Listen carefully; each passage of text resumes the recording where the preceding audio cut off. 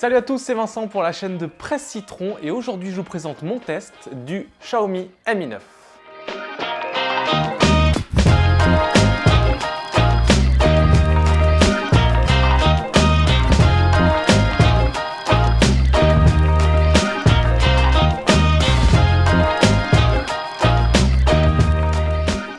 Alors si vous suivez déjà la chaîne, vous le saviez, j'étais au MWC à Barcelone. J'ai pu y récupérer le Xiaomi Mi 9, donc c'est le nouveau haut de gamme chez Xiaomi. Je vous réexplique rapidement leur gamme. Il y a d'un côté la gamme Mi Mix qui est plutôt sur les téléphones design, la gamme des Redmi qui est l'entrée de gamme. Il y a les Mi Max, c'est pour l'autonomie en général, mais j'ai l'impression qu'ils la mettent moins en avant. Et il y a cette gamme Mi, donc le Mi 9 prend la suite du Mi 8 et c'est toujours chez Xiaomi le smartphone performance. Et franchement, sur ce modèle, ils n'ont vraiment pas lésiné. C'est un des premiers téléphones Android à avoir le Snapdragon 855. J'ai fait les tests avec Antutu Benchmark. En gros, c'est le plus puissant que j'ai eu en main jusqu'à aujourd'hui. Apparemment, je n'ai pas pu faire le test sur l'iPhone XS, mais c'est la seule note qui est supérieure. Donc, il est plus puissant que le Huawei Mate 20. Il est plus puissant que le OnePlus 6T, forcément, vu que c'était un Snapdragon 845. Donc, c'est une tuerie. Je regrette juste là, j'ai un téléphone qui est 6 Go de RAM, 64 Go de stockage. Je ne crois pas qu'il y ait un modèle 8 Go de RAM qui va sortir pour la France.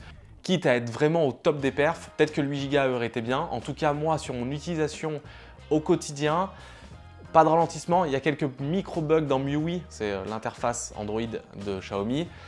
Mais sur les jeux qui consomment de l'énergie comme Fortnite ou PUBG, zéro ralentissement. Tous les graphismes sont en HD. C'est un peu le cas sur la plupart des téléphones, mais là, on a vraiment dans les mains un téléphone qui va rester très longtemps avec des perfs très haut de gamme. Je vous parlais de MIUI, je ne vais pas revenir dessus. C'est le système d'exploitation de Xiaomi, il est en version 10. Je vous invite à regarder mon test du Mi Mix 3 qui utilise le même système d'exploitation. Je ne vais pas redire deux fois la même chose, donc si ça vous intéresse, allez le voir. C'est une belle vision d'Android, il y a quelques petits problèmes, donc allez voir le test du Mi Mix 3, vous en saurez plus. Sur le design, pour moi, c'est une vraie réussite. Ils ont fait le choix pour l'encoche d'utiliser la goutte d'eau, donc ça prend beaucoup moins de place. On a une belle place pour l'écran. Le contour est de plus en plus fin, donc c'est assez agréable. Tout le téléphone est en verre. L'écran AMOLED rend super bien. La taille, on a l'habitude maintenant des téléphones qui sont grands, mais c'est vraiment un smartphone qui tient bien en main. Le dos est incurvé, donc il glisse moins par exemple que le Mate 20 Pro. Qui est incurvé aussi au dos mais qui est beaucoup plus glissant. Et pour moi, c'est une vraie réussite ce petit Mi 9. Il manque un port jack, c'est un peu dommage. La recharge, c'est USB-C. Il manque aussi les haut-parleurs stéréo. Mais c'est un smartphone qui a moins de 500 €. Il faut bien qu'il ait un petit peu de défaut parce que sinon, les flagships n'auront plus rien pour eux parce qu'ils sont 2 fois plus chers. S'il ne manque pas un peu de trucs sur ce Mi 9, il va tout cartonner. La grande nouveauté, c'est au niveau des capteurs photo. Alors vous le voyez là, il y a un petit effet néon. Je trouve ça... Voilà, vous me direz ce que vous en pensez, je ne sais pas si c'est très utile, mais en tout cas, il y a un triple capteur avec l'arrivée, comme sur le Honor View 20, d'un capteur de 48 mégapixels. Donc, j'ai fait plein de photos à Barcelone, j'ai fait plein de photos à Lyon. Ce que j'ai pu en voir, c'est il fait des très bons clichés, le 48 mégapixels est bien utilisé. Le fait d'avoir un grand angle, c'est aussi très intéressant. Vous pouvez voir là, j'ai un cliché grand angle, 48 mégapixels et au zoom, donc on peut faire vraiment des photos différentes. C'est assez intéressant d'avoir ça dans la poche. C'est aussi beaucoup amélioré en vidéo. Cependant, il y a toujours un espèce de lissage chez Xiaomi. Ce n'est pas le cas quand on est en mode 48 mégapixels, mais quand même. Et autre léger défaut, le mode nuit est moins performant que par exemple le Pixel 3 ou le Mate 20 Pro. Mais comme je disais tout à l'heure, c'est des téléphones qui sont bien plus chers et ils s'en sortent très bien. Et en gros, c'est très difficile de rater des clichés avec ce Mi 9 et il s'en sort vraiment très bien sur la partie photo. Il s'en sort mieux forcément que le Mi Mix 3 vu qu'il a un capteur supplémentaire et plus de mégapixels.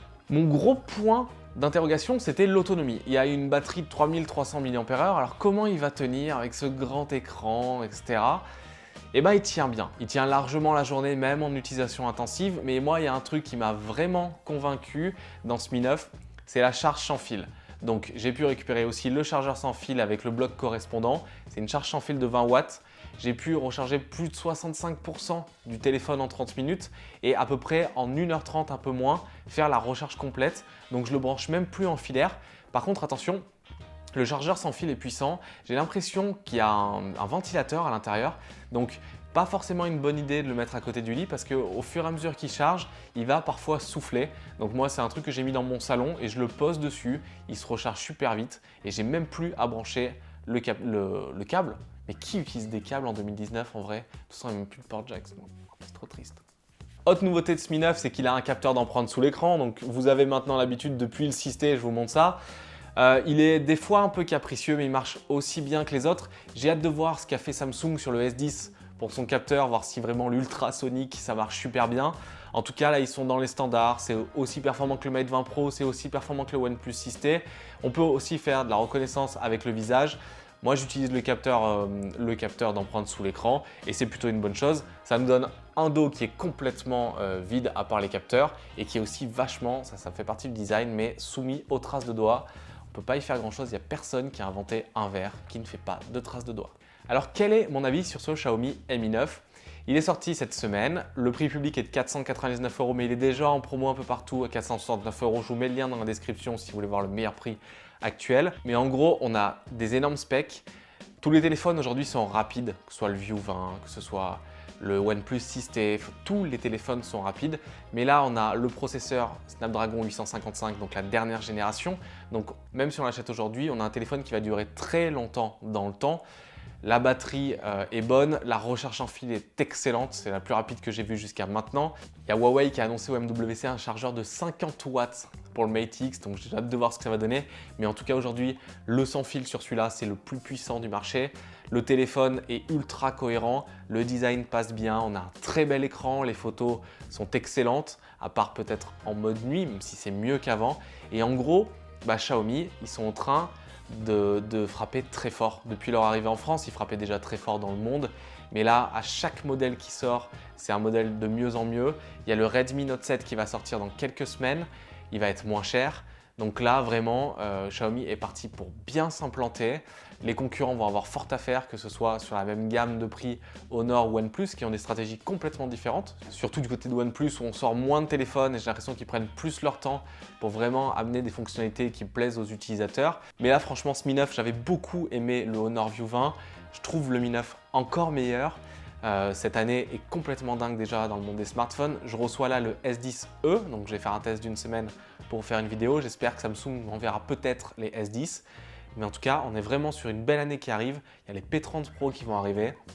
Donc ça va être vraiment ultra intéressant. Et donc je vous donne rendez-vous dans une prochaine vidéo pour peut-être parler de smartphone ou peut-être parler d'une voiture électrique qui vient d'arriver en France et qui est assez stylée. À bientôt. Wow, wow, wow, wow. Si vous avez aimé la vidéo, pouce bleu, abonnement